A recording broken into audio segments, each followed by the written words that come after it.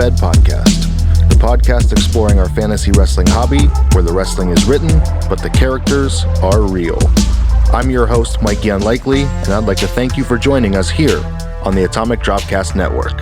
All right, guys, we're back for episode 44. No, we're not dead yet. Thank you so much for your patience, and we're sorry for the inconvenience of the late episode this past week.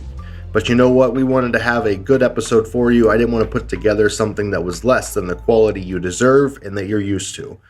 So we're back with a new microphone after D'Lo the dog and the children of the house did some damage. I've got D'Lo here, live and living dog, to tell us more about this situation. D'Lo, what happened? I guess he's feeling a little guilty. So I'll take it from here. The microphone fell, it broke, and it took me a couple days to get a new one that was working with everything we have hooked up here at the Efed Podcast. So we're back on track. We're good to go. You're going to hear some slight difference, but we're going to get things changed up, twisted around, and back on schedule.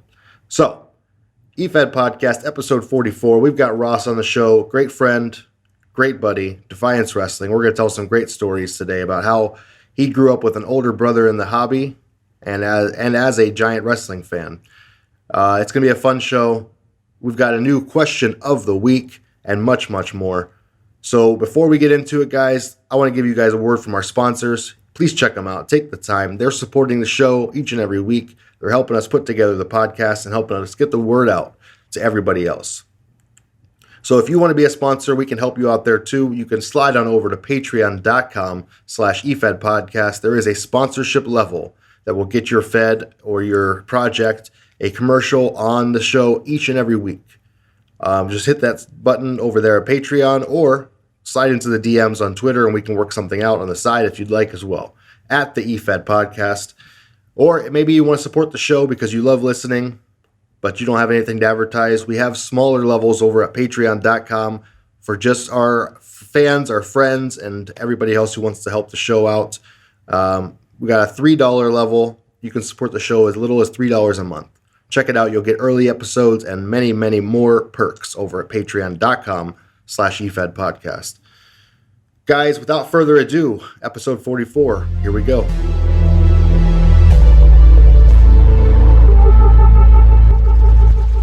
Occupy Pro Wrestling, putting the smart back into smart mark since 2012 as we grapple with design and media services for wrestlers, promotions, and podcasters. We strive to enjoy pro wrestling in our community and podcast, centered around interviews with wrestlers and fans alike. If you like what you see and hear, check out the central hub for everything we're doing and the latest from our site partners over at occupyprowrestling.com. All right, guys, the Efed Podcast is very happy to announce its brand new partnership over on Facebook with the Social Media Wrestling Association. The Social Media Wrestling Association, along with its 16,000 member strong influence page known as Generational Wrestling Society, has proven to be the true revolutionary Efed company of Facebook. The SWA welcomes written, video, and audio promos for its talent, as well as results provided in live 2K audio commentary and written results. The SWA is more than just an Efed. With GWS, all areas of the wrestling community are covered. From belt collectors, wrestling news, trivia, and podcasts, and Efeds. Check them out on Facebook at Social Media Wrestling Association and Generational Wrestling Society. You can give a search for both. Once you join both, you'll be glad to become associated with the society. And we're going to be posting our show on Facebook exclusively on the SWA and GWS sites. And we're very happy to have announced this partnership with the SWA. And you can hear about it here every week. So guys, go check them out. Social Media Wrestling Association on Facebook. Defiance, an angle fed boasting 8 years of continuous fantasy wrestling. Defiance offers opportunities for original characters, micros, a standalone website utilizing Backstage 3 script, and a forum hosted on the long-running fwrestling.com, as well as a roster full of some of the most experienced writers in the game. Come see for yourself at defiancewrestling.com. That's defiancewrestling.com. Hey guys, are you digging this podcast? Well, we really appreciate it. I'd also appreciate it if you check out my other podcast. The Atomic Dropcast is a look back at the wrestling of yesteryear through adult eyes. We watch the wrestling that we watched as kids, as adults, with a couple of beers in our hands. It's a great time. Check it out over at atomicdropcast.com. You can also find us on iTunes, Stitcher, Google Play, Spotify, or wherever you listen to your podcasts. OCW Efed is a hybrid pro wrestling Efed that combines elements of role play and competitive play using the WWE 2K franchise. Whether you're on PlayStation or Xbox, OCW Efed is a creative outlet for gamers and pro wrestling fans alike. With over 16 years experience producing weekly content and live Twitch events, OCW Efed has a thriving community with handlers from all over the world. If this sounds like your cup of tea, come check us out at OCWFed.com, OCW Fed TV on YouTube, and OCW Fed on Twitch. It's like D&D for wrestling nerds. Hey everybody, it's Mikey. No, we're not back to the show just yet. First, I want to tell you about my Patreon. Now, I know what you're thinking. Oh no, am I going to have to pay for the podcast? No. The answer is emphatically no. The show has been and forever will be free. No, Brunk, you will not have to pay for the podcast. However, we have been asked by a handful of people how they can help support the show. And we've also been asked, mostly by Fuzz, why we didn't have a Patreon yet. And I quote, "You stupid I can't believe you don't have a Patreon. I will hurt you if you don't take my money now." End quote. That was Fuzz. He's a scary dude. So with that in mind, you can find us at patreon.com/efedpodcast. Contributions start as low as $3 a month. Thank you very much for your consideration. Please get Fuzz off our backs. The Efed question of the week is brought to you by the EWC. The Extreme Wrestling Corporation is the game's longest-running roleplay Efed, having been established in 1997. With over 100 active role players across 4 unique brands, the EWC offers opt-in booking on all of its bi-weekly shows. It's home to Stranglemania and the 4-day wrestling festival known as WrestleFest. The EWC is built on its welcoming community with zero bias and no drama. All styles are welcome. Come check out the EWC today at EWC4life.com. That's EWC, the number 4, life.com.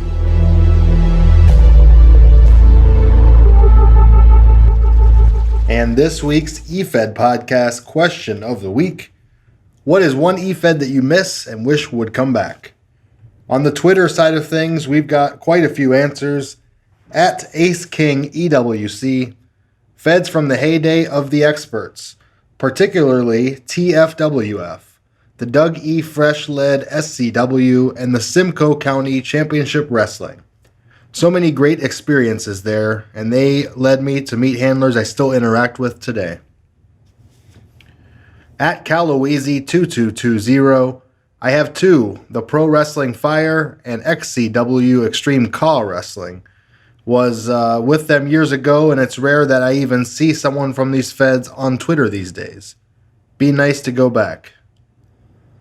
At PWN Prez, Global Extreme Wrestling. It had some really killer wrestlers like at RP Dan Ryan, hashtag Hellfighter, and hashtag Good God Kevin Powers, and many others. I think it would be a good mix with today's crop of wrestlers that are around, in my honest opinion. At Armenian Beast, Philippe Legault. UWE, in the years I was there was not a single case of drama. It was delightful. Plus, it was a crazy bunch of marvelous people. At The Real AJ Adams, WAW. I joined, then the owner left, and it just stopped operating. At 1% INC. At Kamikaze Pro Res. At That's Azzy Evans. Oddly, a couple Efeds I was originally a part of have been resurrected, like BWF and WWR. The one I miss most, though, since it didn't receive the proper closure like Mile High Wrestling, is Vanguard Pro. At Real Sister Sin, Pantheos Revival. It had a super cool premise, but the first show never really went up. I've seen a lot of feds vanish before the first show, but this one really bummed me out. At Jansen Murr, MHW owners, MHW, no question. That's Mile High Wrestling. At Unbreakable SMJ, National Wrestling Association. It was my longest fed I was in and where I had some of the biggest matches and storylines. That's awesome.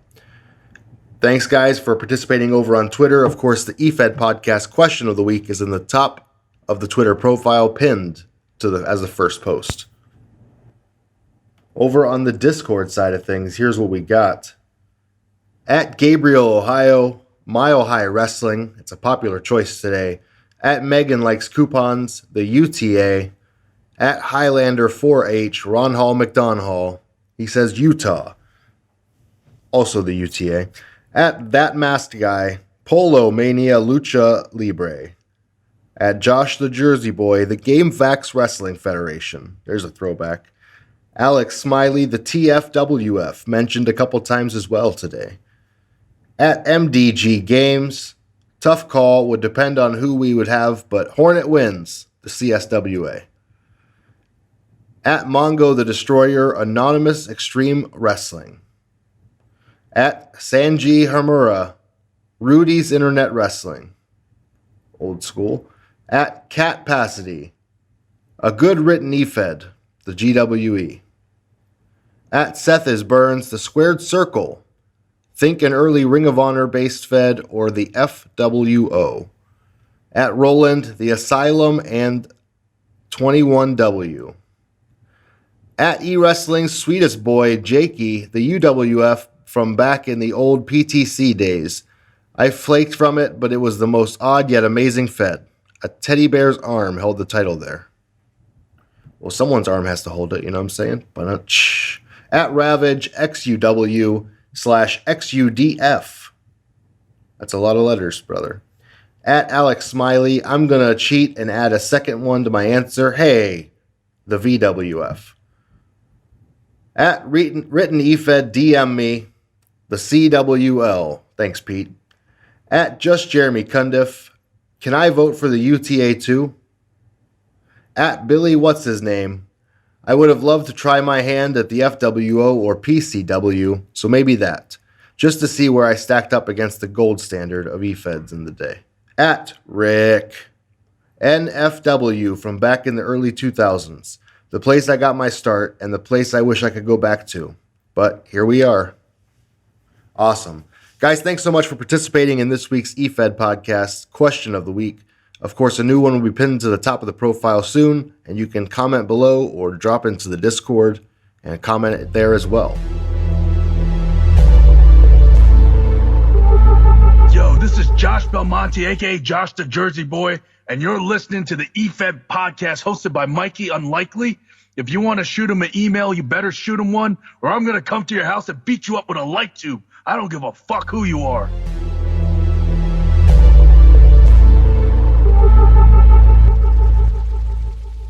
Guys, make sure you check out efedtees.com, the number one source for EFED merchandise on the interwebs.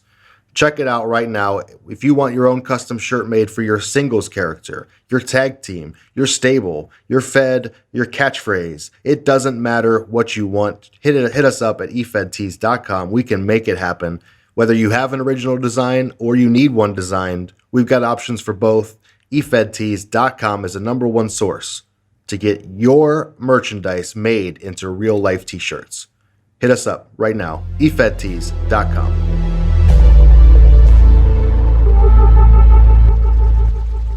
All right, guys, welcome back to another edition of the EFED podcast interview series. Today, we're joined by a good friend and a person who has been playing with me for some time now, EFEDing with me. Ross is on the show. He's the handler behind characters such as Clyde Fox and the comments section. Excited to have him on here. He's wrestling currently in Defiance.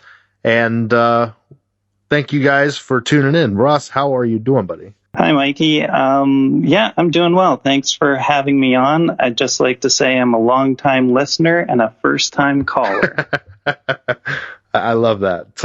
Appreciate you being a listener, and you have been, and you've let us know. You've given us feedback on episodes you've liked, and really appreciate all of that. For sure, for sure. So talk to me, Ross, about how you got into professional wrestling. Yeah, so I'm sure like a lot of you guys have listened to my brother's episode, and I don't really want to be a broken record, but Your brother is Roland. yeah, Roland. He handles In Defiance. He handles Tyler Fuse, Connor Fuse, and Gage Blackwood. And to be honest, like how I got into wrestling was through my brother. And that's going to be like a common theme throughout this. That's going to be like an answer to almost every question. So I think we can wrap it up and call it a day, and I can go home. There, Brian, I made it under 45 minutes. You said it would be under 30 in our pre-talk, so that's Right, you wrapped it up in 2. That's pretty amazing. No. So your brother Roland got you into wrestling. When and how did that happen? It was like he described, like we would watch primarily WWE, and we watched it back just slightly before the Attitude Era and then into that. I didn't remember actually until he mentioned it on his episode, the Ground Zero pay-per-view. Yes. When we watched it like scrambled on the Scrambled channel, that threw me for like a nostalgia loop. I wasn't even thinking about that as I was preparing for this interview. I was like jotting down notes, and then I listened to my brother's episode, and I'm like, oh wait, yeah, that did happen. I do remember it. And I remember it being like the tensest thing ever, because like I'm just a young kid. I'm even younger than my brother at that point. And like I think it's real, and like I'm not sure who's going to get booked over. And I know my brother is a big Bret Hart fan, so I was like really pulling for Bret Hart. And then we heard Bret's music play because he had won the match, and I was like, oh, phew. Like, you know, he got through that month against the Patriot. Thank goodness. That's amazing. I love that, because that whole scrambled pay-per-view, it started a whole conversation in the TEFP Discord about people who had, hey, well, I wasn't watching that. I was watching this on the scrambled pay-per-view, and it was funny. Right. I remember listening to this pay-per-view. It was good conversation. Yeah, for sure. So yeah, like I said, we were primarily a WWE family growing up, and I would say I watched a little bit more WCW than Roland did, and then just like a tiny bit of ECW at the end of their run, because I like had just discovered it, and that honestly blew my mind, watching ECW and like Rob Van Dam and like Sandman, and how he would take the cans of beer and just crush them on his head and just go crazy. So like, and I wish I had gotten into ECW a bit beforehand, but like I just came in kind of at the tail end of that. And then basically like my wrestling watching dwindled over the years until I pretty much just follow along for WrestleMania season. Like I'd watch NFL football, but once like Monday Night Football was over, then I replaced that with watching Raw on Monday nights. And that was also like, that would be like January, right? So that would be the start of like the whole road to WrestleMania or whatever. Royal Rumble's starting up. Yeah. Yeah. And that's one of my favorite pay-per-views. I think, is that, you've mentioned that that's one of your favorites? It is my favorite. Absolutely. And I told my wife that I would spend someday in a crazy amount of money to have great seats at a Royal Rumble. So you never attended the Rumble in person? No, not at all. I came to Pittsburgh recently. Not recently. I want to say like 5 or maybe 8 years ago, somewhere in that range. And I heard it was close by, and I wasn't in the position to go at the time. So it's unfortunate. But ever since then, it's been like Florida or New York or somewhere. It's a haul for me. Yeah, I'd love to attend the Royal Rumble too. So maybe that's where we could meet up, because I know you've met my brother in Chicago before, but maybe we could meet up at the Royal Rumble one day when all this craziness in the world is kind of passed over. That's right. That'd be awesome. And then Brian can be the 30th man in the Royal Rumble and surprise us both. Well, I would cheer for that, to be honest. I'd be like, holy shit, I know that guy. Oh, I would pop. Yeah, it'd be huge. I think everybody would, the whole arena. Yeah. So basically, and then like I kind of stopped watching WWE altogether there for like the last couple of years, because I don't know, it just didn't really it seemed more like sports entertainment than it did wrestling. And it's not that there's anything wrong with that. It's just, it wasn't necessarily for me. So then my brother, again, my brother, you know, it's the theme. He recommended that I started watching this new program called All Elite Wrestling. Right around the time when Dynamite debuted on TV, like October, November last year. Okay. And I was like super skeptical, But then I tried to watch it, and I was blown away, because it's like, to me, AEW is what wrestling was to me when I was a kid. It feels like underground, and I don't mean that. I mean that as a compliment, and I don't mean that as like raw underground. I mean like it's something completely different. It actually feels that way, and it's not trying to be forced that way. Right. It focuses on the wrestling, and I know it gets bashed for being spotty, but it's what I enjoy the most. So that's kind of a overview background of how I got into wrestling and the progression to what I watch today. That's awesome. And who were your favorite wrestlers of all time? Give us like your Mount Rushmore, or who your favorite were as you were younger and then older.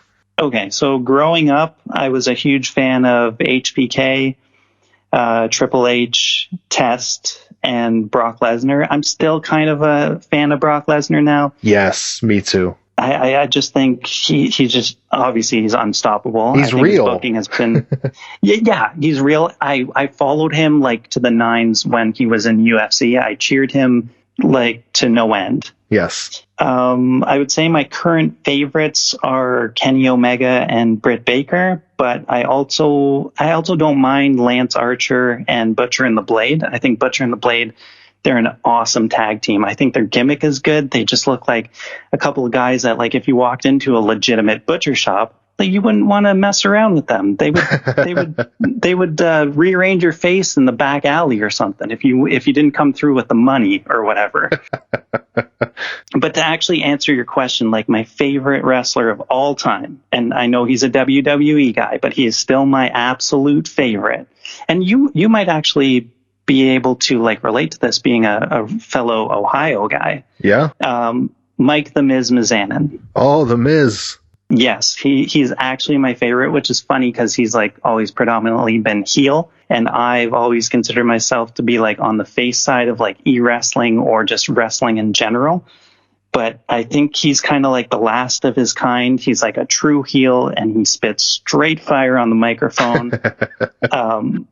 But like more than just his on-screen appearance, it's how he got there, right? Like, he worked hard and earned everything from being like a locker room outcast to now like he's one of the vets in the room, right? Like, he has Vince's trust and favor, and he's been around forever. So to me, awesome. The Miz is like the epitome of like hard work. I love that. That's a great answer. Someone who came from random notoriety to becoming, like you said, a great veteran. And actually, I don't remember the last time I've seen a bad Miz match. For sure. And I'm not going to argue against. He does wrestle a safe style. Can it be a little bland at times? Sure. But the guy's never injured. He's always dependable. He's won all there is that can be won. Like I said, he has Vince's favor. And very few guys can like cling to that, especially in today's wrestling business, even if he's an out-of-touch old man, which I'm not going to get to his soapbox on. But I think the guy has gone about things the right way and has earned his way up the ranks. And like, if I ever got to meet the Miz, I would freak out more than anything. That's awesome. Great answer. That's a very well thought out answer. I like that. Thanks. Talk to us about how you got into e-fedding. Let me guess. It was your brother. And circle gets the square. So yeah, obviously the short answer is my brother. I was there's a couple years of age difference between us. I was still in elementary school and he was in high school, where he met guys that kind of introduced him to e-wrestling, and then he brought it home. I'm an impressionable little brother, so I don't know how many people are listening to this. They have siblings or whatever, if they're older, younger. I find being the younger brother, a lot of the times, whatever my brother does, my older brother, like, I idolize him. I looked at him when I was younger, and I was like, looked up to him when I was younger, and I was like, whatever he does is like, okay, that's cool. I need to get into that type thing. Little did you know it was just Roland, and he was not that cool. Although it is true, my mother did kind of nag him and say, include your brother, which I feel like that could almost become like an EWT now, or something like that. Yeah, include your brother. Quote, include your brother. I like it because it introduces more people to e-wrestling, so I'm in. Definitely, for sure. So he got me into it. That's awesome. And talk to us about your first character or how it was. You said you were in elementary school when you started writing. Right. And this is where things get, well, kind of funny. Like anyone that I've listened to in previous episodes with their crazy, extravagant stories of getting started or whatever, I basically look at like my history in this hobby, this creative writing hobby, as kind of like 3 phases. And the first phase, like terrible writing, because like I'm just a little kid, right? Growing up, I'm in like grade 7 or 8, not knowing what the heck I'm doing. I'm just writing what I kind of mimic and see on TV. So I basically ran 2 separate email-based feds that were utter garbage. In fact, they probably shouldn't even be mentioned on this podcast because they were run out of like Outlook mail. You know what I mean? Yeah, absolutely. That didn't last long. And basically, the words of my mother rang through, and my brother was in PIW, the pinnacle of insane wrestling at the time. So he basically sat me down and like in front of our Windows 95 computer and was like, go ahead, fill out an application and join. And that was basically where I created a character essentially modeled after myself. So like, just like kind of like a shy, quiet, introverted, kind of goobery, fun-loving baby face, like your friendly neighborhood wrestler, if you will. I love that you started so young and immediately you go baby face, because why would you even think to go bad guy? For sure. Like, I'm an impressionable little kid. That's just what,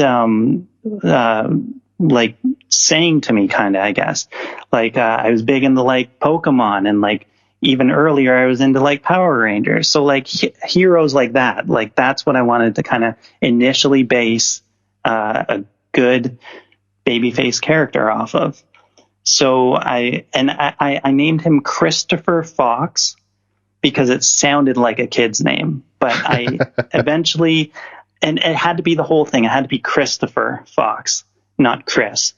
But I eventually changed it to what it is now, and that's Clyde Fox, because I thought Clyde Fox was a little more unique than Christopher or Chris, because I felt like there were a lot of Chris's in e-wrestling at the time.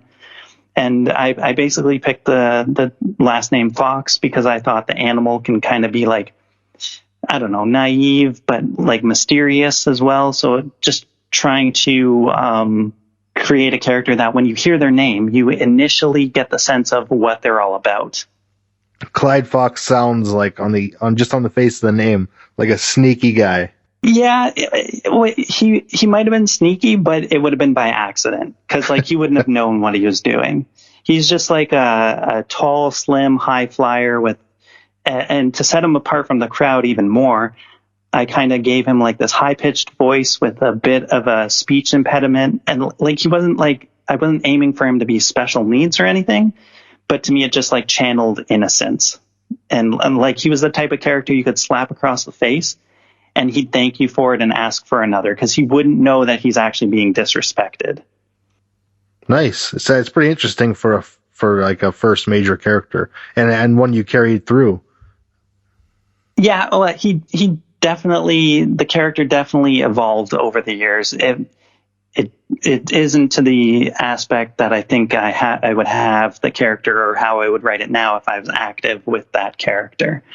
But I was basically in PIW with him until they closed, and then my brother ran Action Wrestling, and that's, I got to point out, that's action with an exclamation mark, just to set it apart. But so then I was in there for a couple of years, and I honestly had a lot of fun. My writing was still very, very bad, but it was a lot of fun being in PIW and Action. And then I essentially just took a little bit of a break. A few years went by, and I was heading into college. So I was already done high school at this point, and I kind of wanted to get back into it. I basically found GCW, Global Championship Wrestling, and I joined up there. And there were guys like Billy and Murr, and Linz was in there. And that was like kind of the second phase of things, where my writing was, I think, incrementally better because I was a little bit older, but it still wasn't to the point where I would have liked it to have been.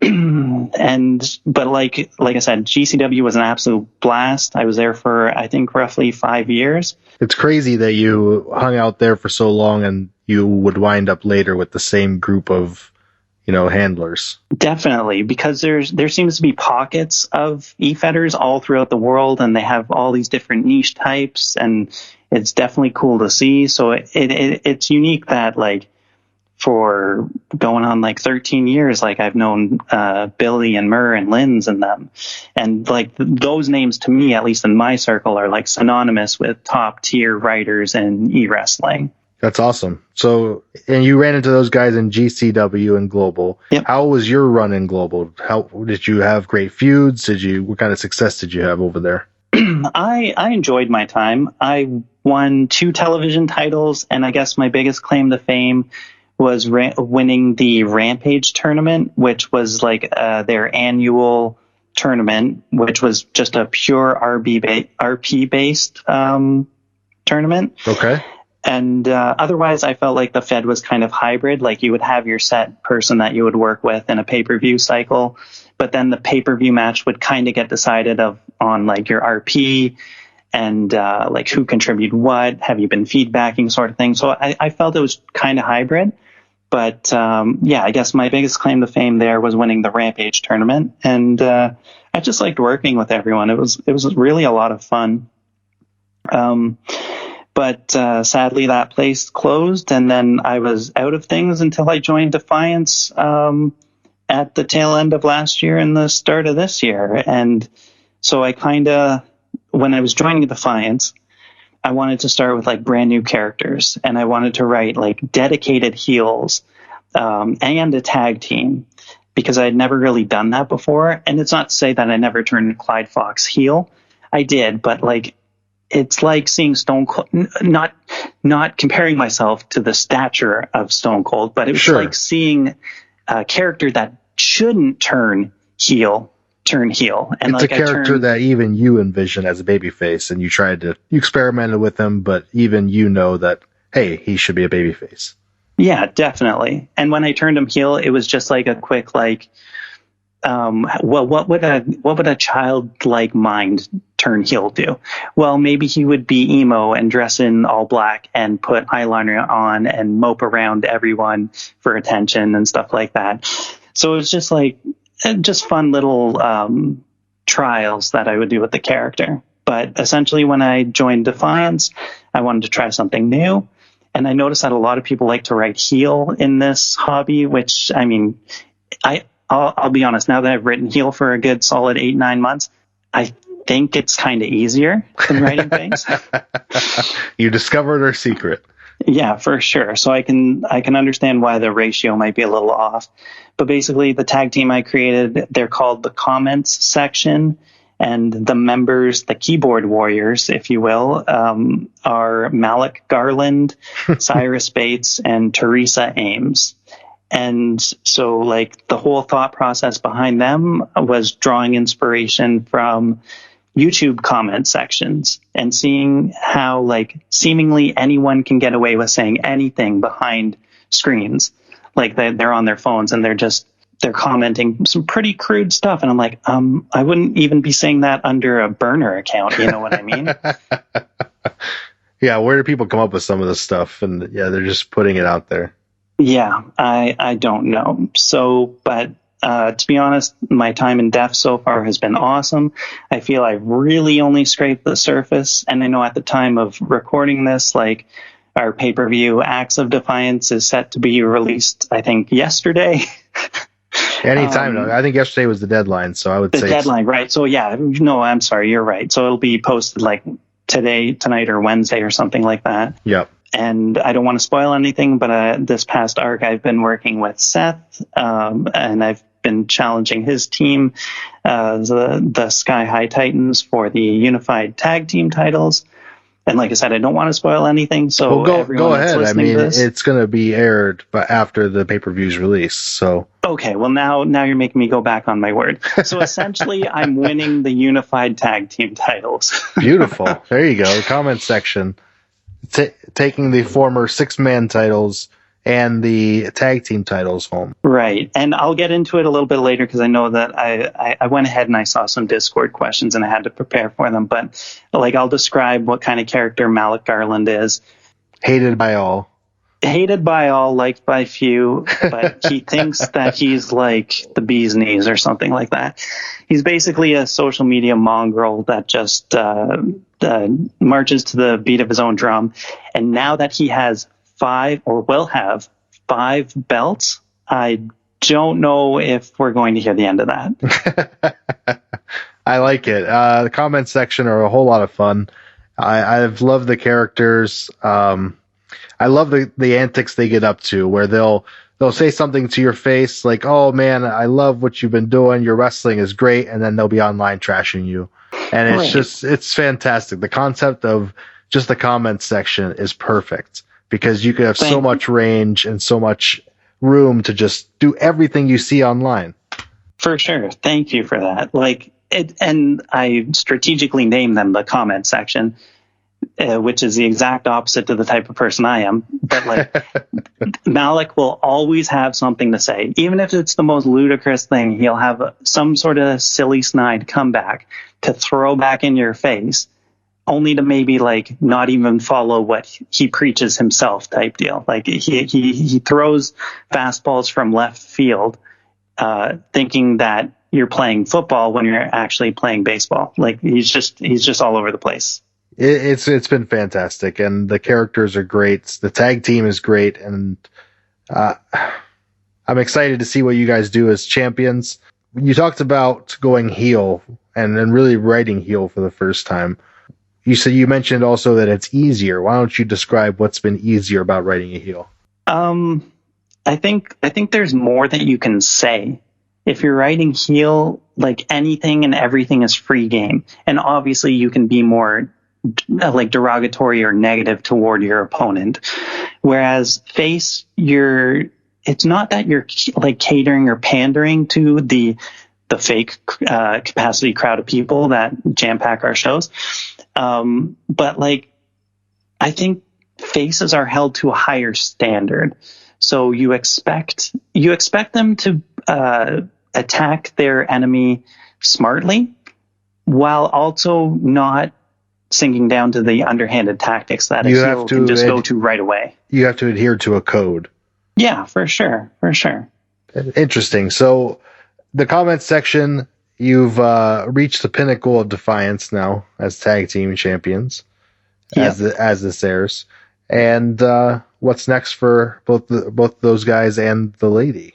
Right. So I'm actually very excited. I'm working next arc with Marcus and his tag team Lucky Sevens. I almost hate it to the point where it's like I want to plan too much ahead of time because I get all these great ideas because there's so many great characters in Defiance and so many people that are creative. And I'm like, I see this tag team. I'm like, I want to work with them. I see these characters. I'm like, I want to run this kind of story. Or then I pitch an idea to Marcus and he comes back and I'm like, but that's even better. Or like, we'll Frankenstein the two together and like your idea that you've pitched is going to be really the crux of the stuff that pulls us through the arc. And I that's why I like Angle Feds, to be honest. It's collaboration between creative minds, and I really enjoy that, and I'm really looking forward to this next arc working with Marcus. Angle Feds are great, and it's so much fun to get into a Google Doc with someone else and just craft the story together and play off whatever they're writing. Definitely, 110%. And if you're looking for a great Angle Fed, you should head over to DefianceWrestling.com. Cheap plug. I got to get a few in. Well, awesome, man. I mean, well, shit. Does that cover it? Yeah, pretty much. That's, what else do you want to talk about? Honestly, that's just like a quick, dirty overview of my my history. I guess I can touch on one thing. It's like this hobby is so. If I can like write a love letter to this hobby, do it. This hobby is so niche and unique. I don't think it would really work with anything else. Like if you think about just throwing out another interest of mine, a passive one at best, but like F1 racing. And I'm the most passive F1 racing fan. I'll just throw it on and be like, watch them go blazingly fast around the track. But like, if you try to make fantasy F1 racing, well, like you would play on like ESPN or Yahoo Sports through their app and like pick drivers and get points based that way. You wouldn't ever think that like fantasy F1 racing would couple well with creative writing. And like who would sit there and write, 70 theoretical laps of an F1 race, and how does your car do? It just doesn't fit. That's my point, is what I'm trying to get to. I blew a tire lap 302. Right. Now you're out. Why? Because you didn't RP or something like that? You cut a promo in the garage? Yeah. My car's got a new suspension and it's going to race. Right. So what I'm trying to say is like, it's an amalgamation of being a fan of wrestling, but also there's a whole creative writing aspect to it in the certain realm of e-fetting that I partake in. And I know that there's you've shown it through this whole community that there's many different types. And everyone is free to play what they enjoy the most. I would never stand between someone and what they want to do. So, like, creative writing is an interest of mine, and I almost didn't even know it was an interest of mine because I didn't have like an outlet sort of deal. And then I got into wrestling thanks to Roland, and then I got into e-wrestling thanks to Roland, and it married the two, right? And then I was like, what do I like more? It was almost like a midlife crisis, but like, what do I like more, wrestling or creative writing? Well, I enjoy them both probably equally. And to be honest, like just being able to write creative wrestling, for lack of a better term, has got me more interested in pursuing other avenues in creative writing, like away from wrestling. Like I know Pete, he wrote a book, which, by the way, if you haven't bought it, you should buy it. Cheap plug. Pete's book. Can thank me later. Like it's gotten me interested into creative writing outside of wrestling, and just like, I don't know, maybe trying my hand at some amateur novels or something like that. You know what I mean? It shed a whole light on something that I didn't even know that I liked or was interested in. Much of the same, man. I would say that e-wrestling kept my creative writing alive throughout the rest of my life after school. So it's been great. Yeah, definitely. And I guess the only other thing that I'll touch on is for those that are familiar with my character or characters, and even if you're not, I traditionally, like I said, I like to write face, and I usually almost always gravitate towards comedy. So yes. This hobby is so multifaceted that it allows me to try different things. Like I wanted to try write heel, write tag team first, write serious. I do find a lot of the time my writing, like comedy always finds its way in just naturally. And I try to avoid it. But like if I write and there's comedy layers attached to it with the comment section, then I try to almost immediately bring it back to being serious or like incorporate it somehow so that it's funny for a brief moment, but it also pisses you off because Malik Garland is like in the backstage being a bruised banana with hurt feelings. He's great. He's the worst and he's the greatest. Thanks. Awesome, man. Well, thanks very much for that part. Are you ready for the Twitter questions and the Discord questions? For sure. Hit me up with those. Okay. On Twitter, we got at Sean Warstein. That's our good friend Fuzz in the Discord. Fuzz says, what's one angle that you always wanted to do but could never get the ball rolling? Okay. I'm not going to lie. I'm going into the Twitter questions blind, so it might take me a second, but I will do my best to answer. I'm going to actually go outside of anything. Well, I could kind of do two answers there. The first answer would be I'd love to work with Linz. I think Linz is the epitome of a great writer. and just a general nice person. I never gotten the opportunity to work with her. I think, like I said, she's a great writer and all of that. And I've been in feds that she has been in, so that opportunity could, in theory, happen. But I was originally going to say, and this guy is going to come up in an answer maybe a couple times later, but Flying Frenchie. He was a character in FWO, and unfortunately, I don't know the handler's name. I even checked on the Wayback Machine earlier today. I jumped on and I like went back and I'm like, usually their bio page, says handler information and like AOL Instant Messenger handles and all that. So yeah, it wasn't there. And I was never in FWO. So like something that I would never have even had a chance to, but I would have liked to have worked with the Flying Frenchie because I know that character was like top flight, top tier in FWO. That's awesome. It's cool that you have answers from way back when and one that's still playing today, even though you guys also were together way back when.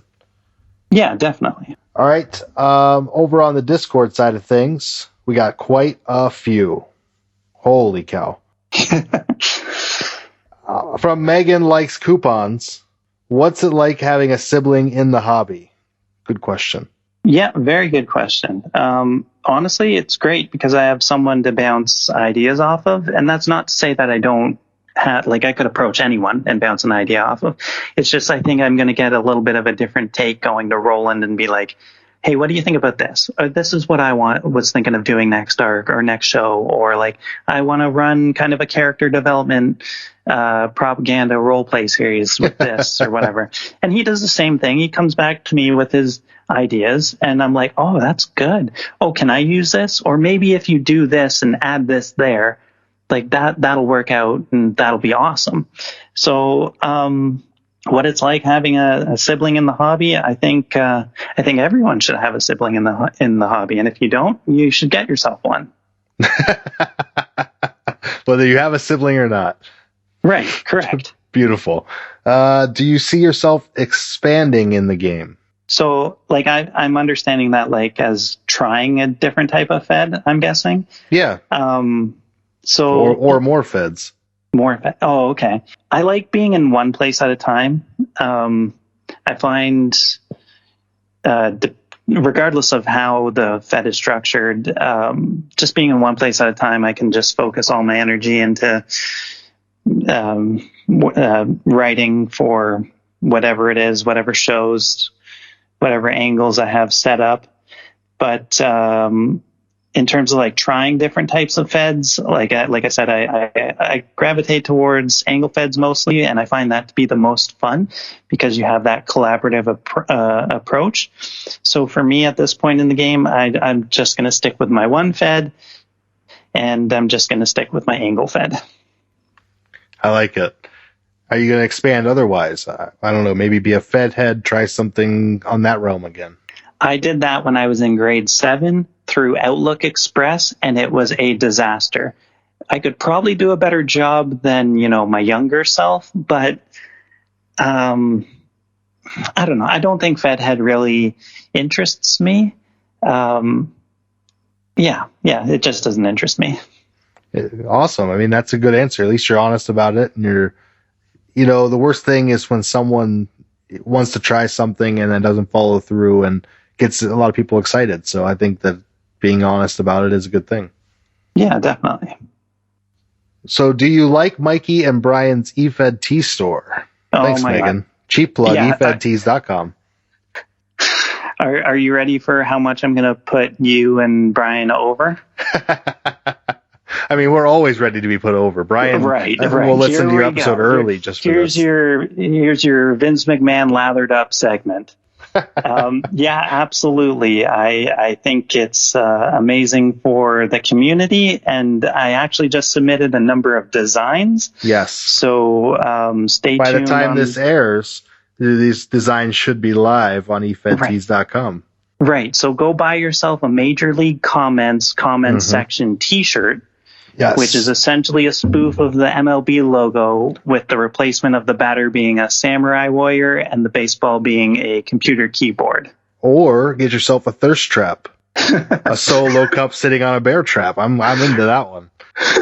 I've got to give Seth credit for that one. He kind of brought me into the whole thirst trapping thing because he messaged me on the Discord when we were working through the arc, and he was like, "Hey, blah blah blah, we could have Malik thirst trap here," and I was like, "Thirst trap? Like what do you mean? He's dehydrated or something?" Like then he explained it to me, and I was like, "So that's what all those Instagram influencers are doing." Oh man, I was describing these shirts to my wife earlier. I was just laughing about them. And I mentioned I did the thirst trap one and told her what it was, and she said I would wear that. Exactly, too, right? I wanted to kind of design them so they were inconspicuous, but if you read into them enough, you would look at it and be like, what is a liquid-filled solo cup doing in the middle of a set bear trap? Oh, like I get it. Yeah. It's a thirst trap. You're supposed to, tongue-in-cheek read into things. It's great. I love that kind of stuff too. And that's kind of stuff we're trying to promote the most. Definitely. So head on over to EWTs.com and just buy the stock. Get them out of stock. Buy the comment section t-shirts. But the one thing that I want to say before we go to the next question, I just want to say how awesome it is that Brian and yourself have created such a community. Whether it's a Discord, whether it's this podcast, it's absolutely awesome. So I love what you guys are doing, and I don't want you guys to stop anytime soon. Thanks, man. Appreciate that very much. I know Brian does too, behind his silence. He's going to pop something in there just to surprise us. Watch. Yeah, probably. Well, I mean, to be fair, I kind of feel like my hand was forced, but thanks, Ross. At MDG, our good friend Warren, who's your Mount Rushmore of Efed people? Who do you look... Oh, we'll do that one next. Go ahead. Mount Rushmore of Efed people. And for you Canadians, that's 4 of your top. Well, that's so strange, because I was actually going to ask you, is that 4? And I'm Canadian, so you can't blame me for that. No, not at all. Absolutely not. So, I'm actually going to change it to a Canadian thing. So, what's my Mount Banff of Efed people? Because Banff is there's Rocky Mountains in Banff, Alberta, if you didn't know that. You, Mac from EWC and Rick Diculous are going to pop for that. So there you go. Okay, so my Mount Banff, I've got Murr, I've got Billy, again, the handler of Flying Frenchie. I apologize, I don't know his name. And last but not least, I've got Linz. And like I said, I think Linz is a really good writer. So that's kind of my Mount Banff of Efed people. I like it. Nice. A lot of people I'm familiar with, too. Yeah. So up next is Billy, what's his name? Man who just made your Mount Rushmore. Yeah. What's your favorite GCW radio moment? Favorite GCW radio moment. So to be honest, I don't actually remember any specific ones, but and for those who don't know, GCW radio is just basically the radio show for Global Championship Wrestling, and we just get on there, I don't know, semi-annually and just shoot the shit, and it would be a lot of fun. But I do remember that they merchandised the show, and I bought a couple T-shirts. So I guess not so much my favorite moment, but my favorite memory is that I have those T-shirts still hanging in my closet. That's awesome. It's cool that we can commemorate stuff with T-shirts over at efedtees.com. Yeah, definitely. I should cut. Oh, hold on. I think I skipped Warren's second question. I apologize. Sorry, Billy. That's okay. We'll come back to your... Well, let's finish Billy off first. Okay, here we go. Sure. I should cut Clyde Fox promos out of old episodes and have Mikey play them on the air. Oh, dear Lord. Billy must have the recordings. That scares me even more.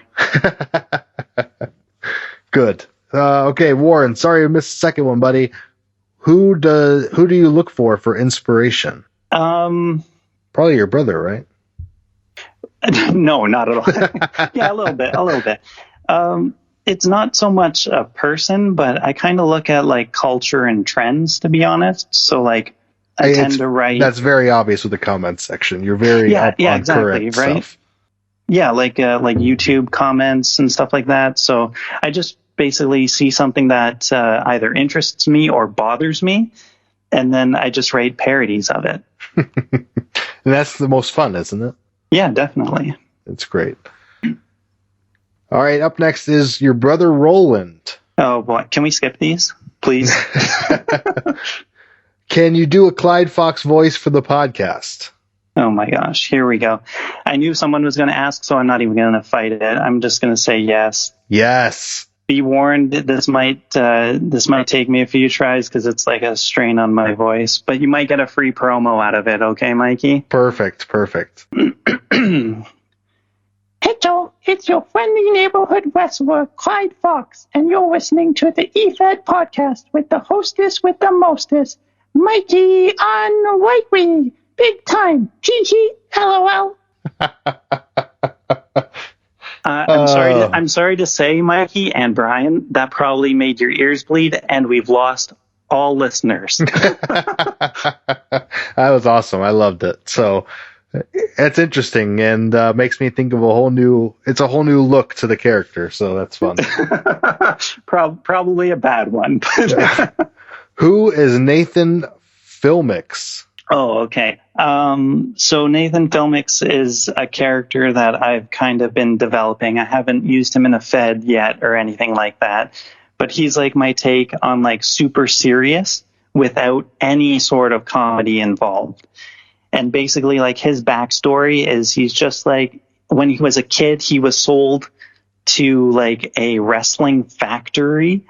And he was basically brought up on nothing but wrestling with like a militaristic approach to it.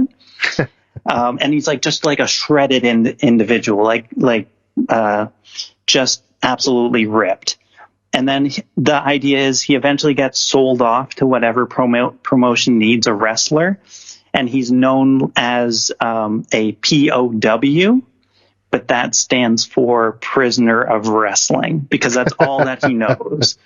So like he's just a machine. He's just like a wrestling junkie. All he is focused on, he's consumed with it. He'll just go out there and wrestle. And if the match had even like one slight little botch or whatever, then that's not good enough for Nathan Filmix. It's a prototype though. He's not in circulation yet. I like it. I'm ready for him. Does Malik Garland piss you off? Absolutely 100,000% yes. The more that I write him, the more that I hate him. There's been times that I finished writing a segment and I'd message my brother and I'd be like I'm disgusted with myself. And not only that, it's like I hate him. I don't want him anymore. I hate the creation. And he's the exact opposite type of person that I am. I believe it or not, I don't like to talk. I don't want the spotlight. I want to be in the corner unseen and unheard. But so he definitely drives me up the wall. What made you get back into e-wrestling and find GCW?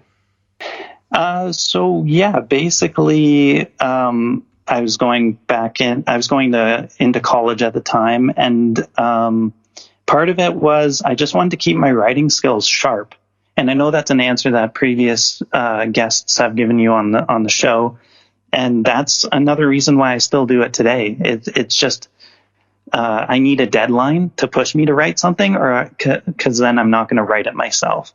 So if I have all of that in place, then I can write on a bi-weekly basis or a weekly basis with various stories, and it just keeps my writing skills sharp. It's still a solid answer. I mean, it is what we're doing. Like I mentioned earlier, it keeps me in creative writing beyond what I could do. Yeah, absolutely. Why did Clyde Fox bother LLB so much? Okay.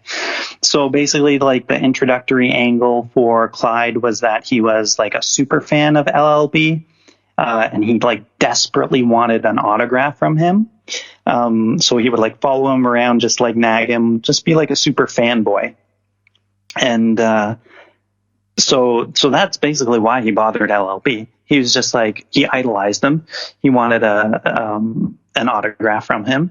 And I think it eventually obviously led to some kind of a match And then Clyde Fox becomes a wrestler from there. But his Mickey James fandom for LLB was kind of why the he catalyst. gravitated to him. Yeah.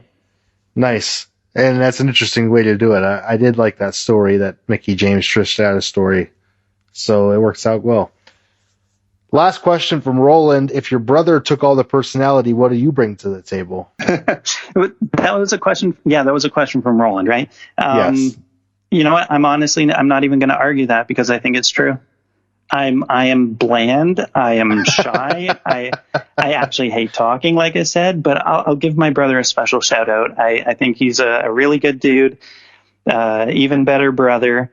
Don't you just get all the feels when you hear that? I do.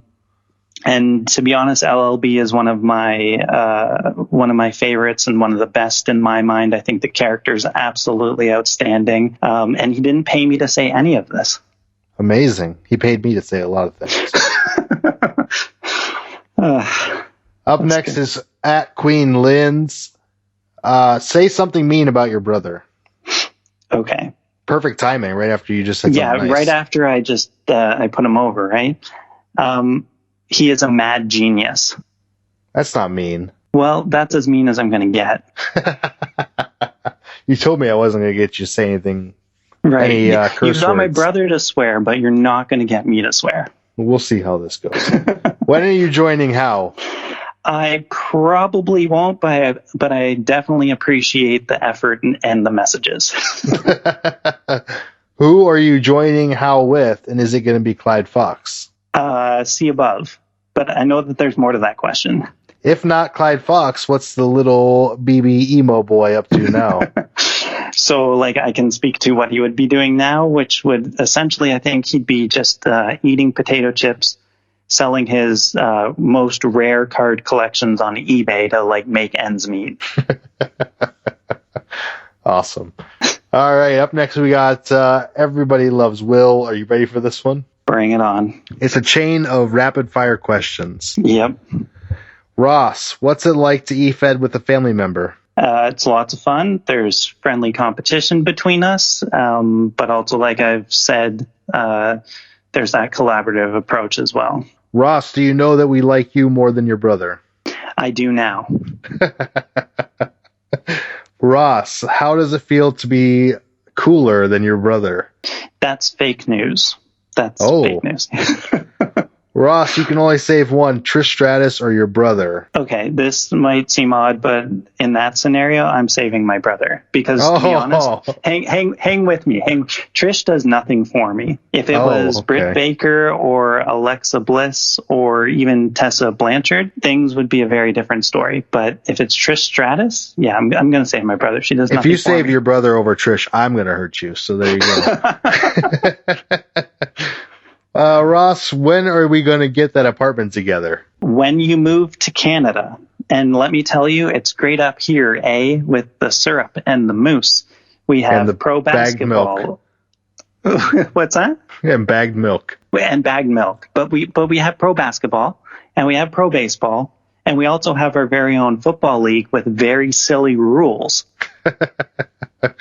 It's just like America Light. I don't want to go on a soapbox of CFL either, so don't get me started on that.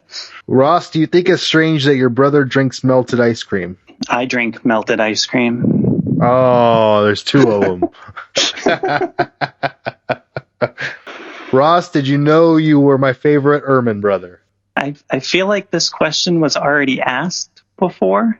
You just wanted to put your name out there. Well, yeah, but thank you, though. Thank you.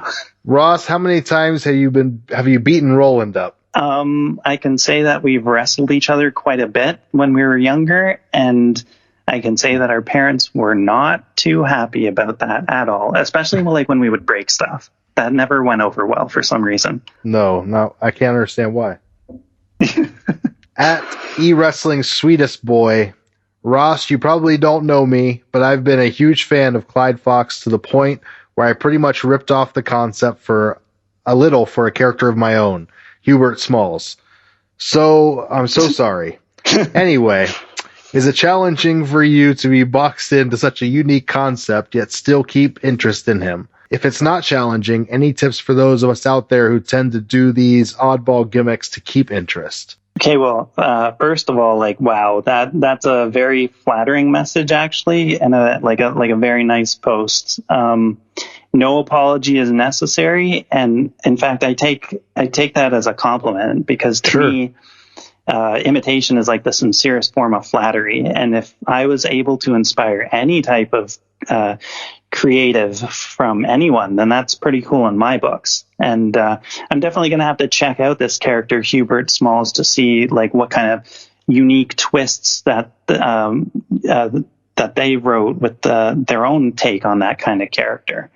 But as for answering the actual question, I really don't feel boxed in at all. If I find a dead end to my writing, I just try to think of other ways to go with things. Like there's always another way, even if you got a little bit of writer's block. You just got to look at different avenues to write, and to keep gimmicks interesting.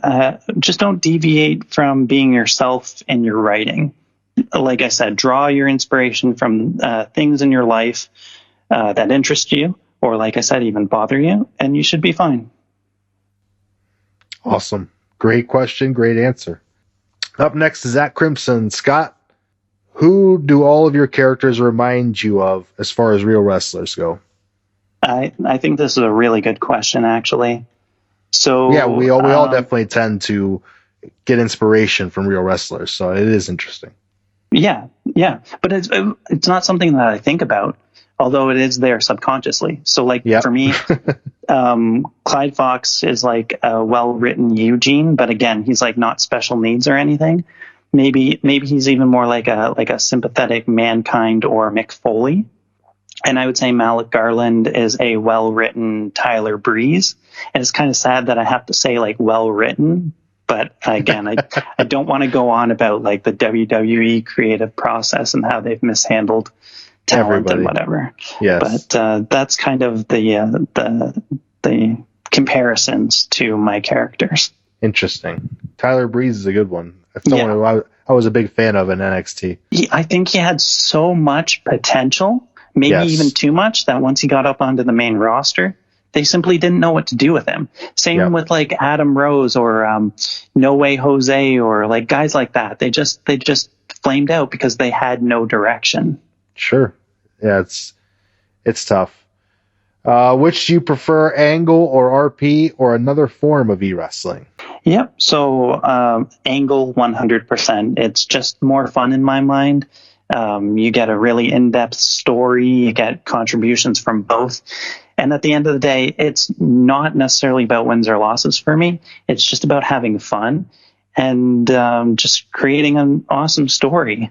There you have it. That's the basis of angle fetting. It's terrific. Yeah. And it's Defiance is a great place to be over at defiancewrestling.com. Crimson Scott has one more question. Who is your favorite character of your creations? It has to be Clyde Fox because he's my legacy character. He's the guy that I kind of rolled with from the beginning. And even though he's on the inactive list right now, it doesn't mean that he's inactive forever. Right place or time, and there might be a possibility of bringing him back. I like it. To be honest, from Truth Seeker Infinity +1, how much wood would a woodchuck chuck if a woodchuck could chuck wood? I actually have an answer to this. It's probably about 12, but it depends on the temperature. 12 woods. Yeah, 12 woods. Of course, 12 woods. Perfect. Okay. Up next is the infamous, the legend, the OG, Rick, the TEFP OG. Oh, boy. Question one, Roland. Question one, Ross. We're ending this interview right now. Are you kidding me? No, you keep on mentioning your brother, and now he's going to stuck in my head. First question, Ross. Is your mom hot? Okay, I have a little bit of a different answer than those in the past. All I will say is she is a beautiful human being, not hot. And I hope that that scores me major brownie points when she never ever listens to this.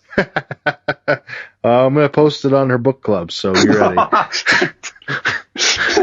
Question 2, is she single? I promise you won't have to call me dad. Oh boy. She is still married from my brother's episode, which was a few weeks ago. Yes, just 3 or 4 weeks ago. Yep. Question 3, who is your biggest inspiration in wrestling, both in real life and in e-fedding? Okay, so I kind of touched on this with my favorite wrestler, but in real life, it's definitely The Miz because of how he's earned his way to get over.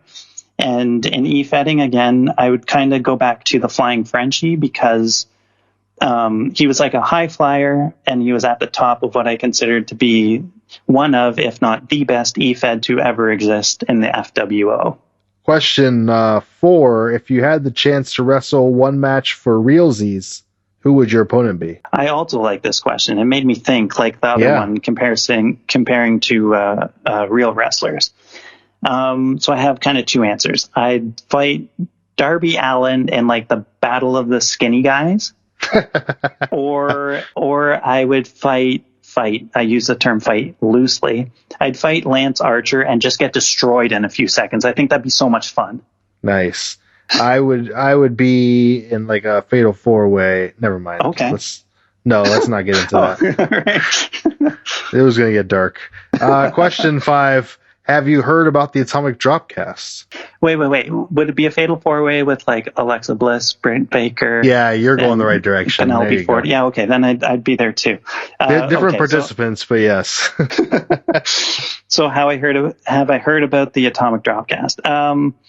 Yes, and I've been meaning to listen, but Mikey, you got to get the old episodes uploaded on the Apple Podcast app. We do. And by Mikey, you mean Brian. You got to get those episodes. but when I'm saying that to Brian, I'm saying, please, Brian. There you go. There are people out there who want to listen, Brian. We just got to give the people what they want. Season 2 of the Atomic Dropcast. Yes. Okay. Truth Seeker plus Infinity plus 1 is back. A follow-up to Rick's first question. Nope, we're not asking that one. Okay. Highlander 4H. Up next, Ron Hall McDonald. Best advice you ever got from someone in the hobby? Yeah, okay. So basically, best advice, be okay with other people writing your character, no matter what the outcome is.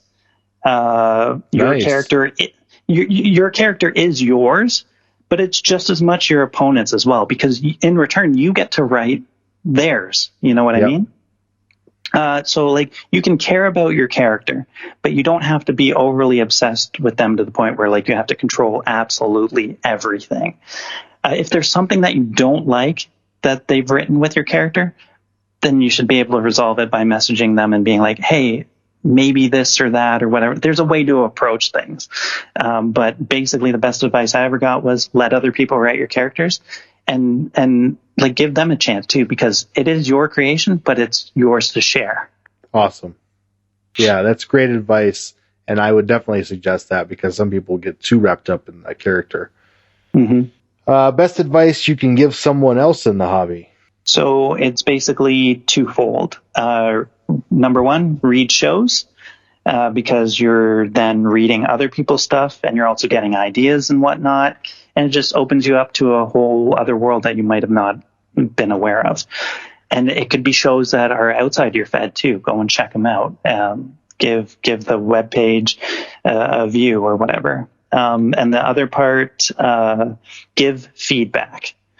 And when giving constructive feedback, always give a solution to what you're suggesting, because I think it makes everyone a better writer, and you're only as strong as your weakest writer. So if you go and read the shows, then you're more informed about the storylines, but then you can also provide meaningful, in-depth feedback to anyone else to make them just a better writer, role player, e-fedder, whatever. That's awesome. That's also great advice. Thanks. Ron Hall McDonald's third question, best accomplishment in the game? So I would say winning a Fed's top championship belt. I was the PIW champion on 2 occasions, and then I held the Action Championship once. So that's definitely my best accomplishment. And something you still want to accomplish in this game. So this kind of piggybacks on that answer before. I'd like to eventually earn my way back to winning a Fed's top belt. Wins and losses aren't the be all and end all, but that if I had one overarching goal, I would like to eventually earn my way to winning like the top world title wherever I am, whether it be Defiance or elsewhere. Hold on now. Right. I'm coming for you, Mikey. You got my fist.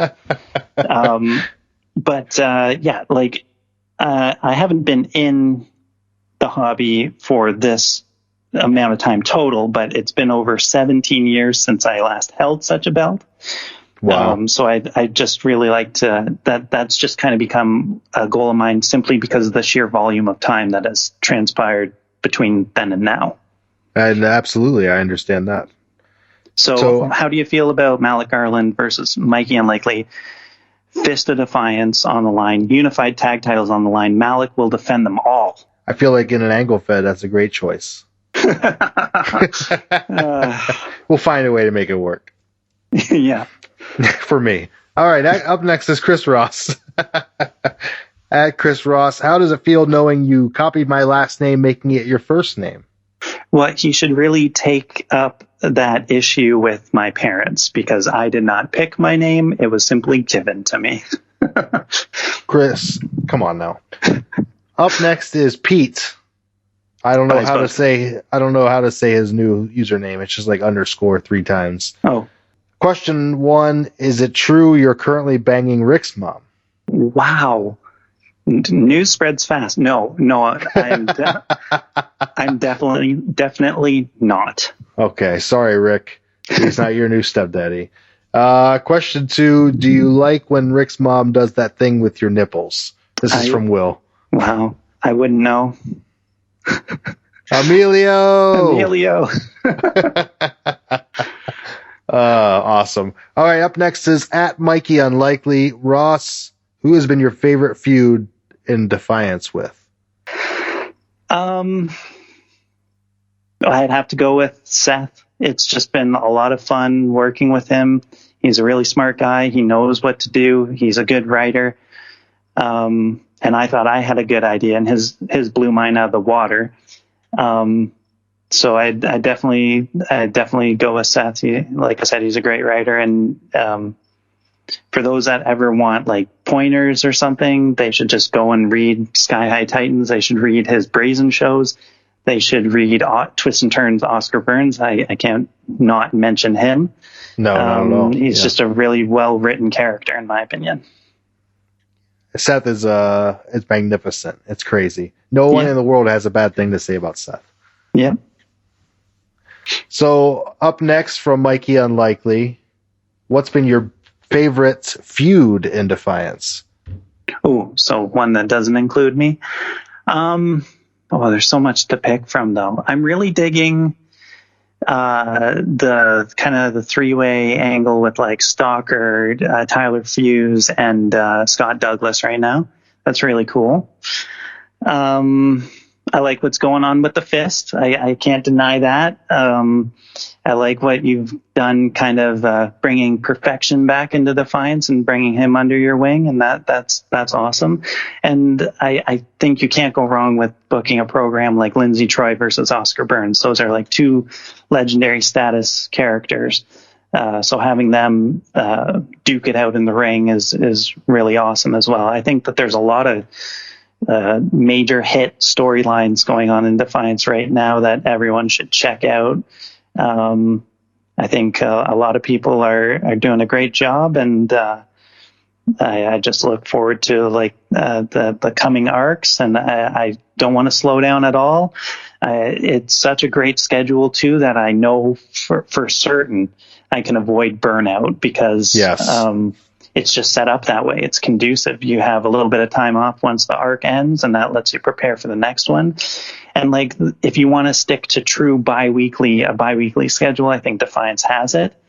Because I remember like being younger, we would have like try and churn out shows like once a week and crazy stuff like that. And yeah, definitely the way Defiance is set up, I could see myself being there for the long haul. It's only been 8 or 9 months, but like you blink and like you've said, you've been in Defiance for like 4 or 5 years. So It's crazy, man. Yeah, I don't want it to go anywhere anytime soon. There's a lot of history behind the Fed, and it's really cool. We're getting the roster's getting loaded up with applications as well. I've been seeing them come in, and they've been quality writers in themselves.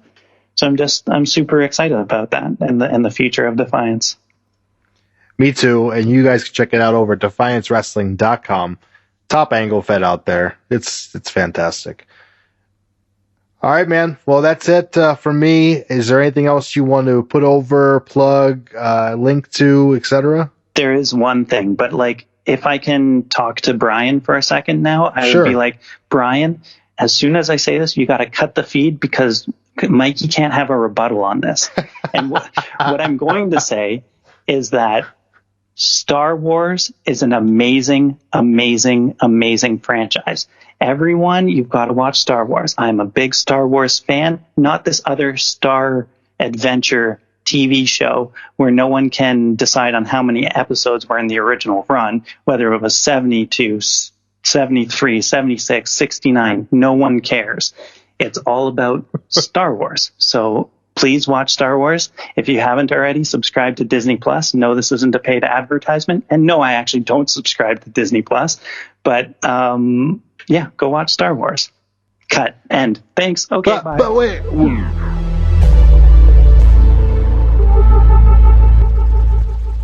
Awesome. I'll let you get your little opinion out there. No, go ahead. Yeah, is there anything else, buddy? No, yeah, just like I said, well, thank you very much for having me on this. This is an awesome platform. I listen to every episode, and this is great. Keep doing what you're doing. I really appreciate you guys taking the time and having me, and go Defiance. Thank you very much for joining us, taking the time.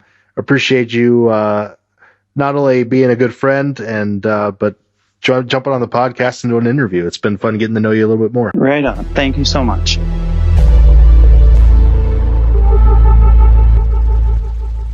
And that was a lot of fun. Guys, make sure you check out the comments section over at DefianceWrestling.com. Those guys have a very bright future in what is the top angle Fed, in my unbiased opinion, as the world champion.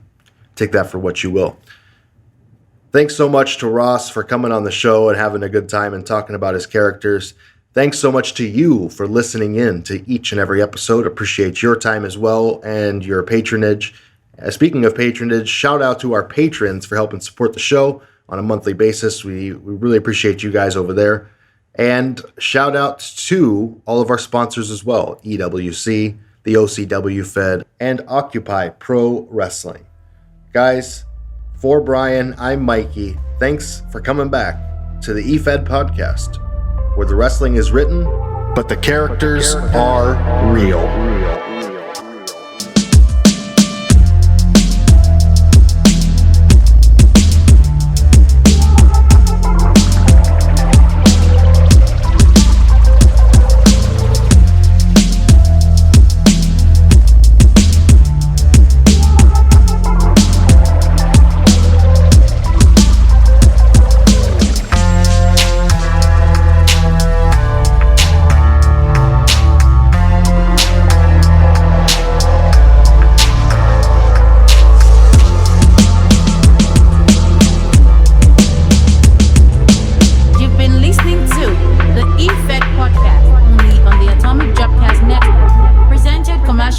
On Patreon.